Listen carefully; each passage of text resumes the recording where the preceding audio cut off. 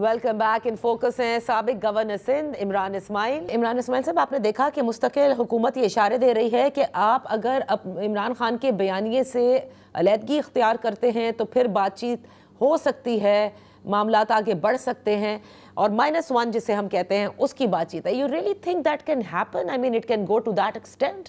Although -1 कभी कोई leader होया नहीं है, नून लीग के साथ भी कोशिश की गई थी, इससे कबल भी हुई है।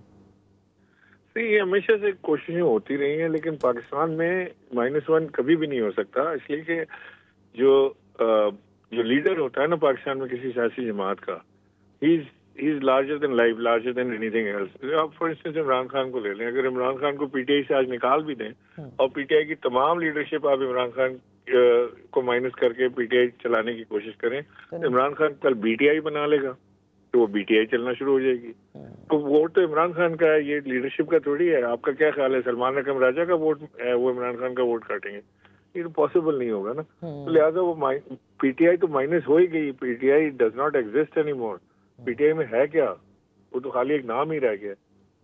आप ये कह रहे हैं कि सिर्फ पूरी माइनस हो चुकी है, पीटीआई इज इमरान खान, तो इमरान खान तो अभी माइनस नहीं हुए हैं।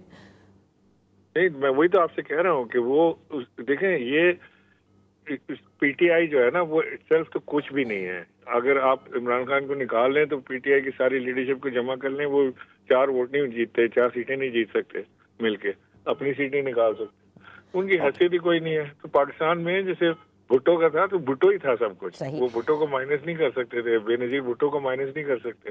तो लिहाजा इसी तरह यहाँ पे भी मामला है। ओके, आप समझते हैं इमरान इस्माइल साहब, क्योंकि बहुत सारी चीज़ें आप भी देखते आए हैं कि आज अगर इमरान खान 9 मई के हवाले से एक माफ़ी मांग लेते हैं तो मामलात आगे फिर किसी तरफ चल सकते हैं? हाँ, कुछ कहना मुश्किल है। ऐसे इमरान खान से माफ़ी मंगवाना भी कोई आसान काम तो नहीं है ना। वो मेरा ख्याल है कि वो इस बात को मानते हैं कि 9 मई हमने किया तो माफ़ी की चीज़ की बात पहले भी वो कर चुके हैं। So I don't know where would it go, but मुझे अभी पीटीआई के लिए बहुत मुश्किल हालात नज़र आ रहे हैं। मामला बहुत उलझे हुए हैं, कोई आसान काम नहीं है पीटीआई के लिए, सबका वक्त आसान नहीं है। सर, तो फिर लोग ये कहते हैं कि आप और महमूद मौलवी हों या दीगर हों जो पार्टी छोड़ चुके हैं, ये बात शेख वकास अकरम ने कही, क्योंकि मैंने उनसे ये सवाल किया था कि आप लोग कोशिशें मुस्तकिल कर रहे हैं। उस वक्त तक ना सीडीएफ की तैनाती हुई थी, उस वक्त ना ही डीजीआईएसपीआर की प्रेस कॉन्फ्रेंस हुई थी, और ना ही फैज़ हमीद साहब के 14 साल कैद बा मुशक्कत की सजा सुनाई गई थी।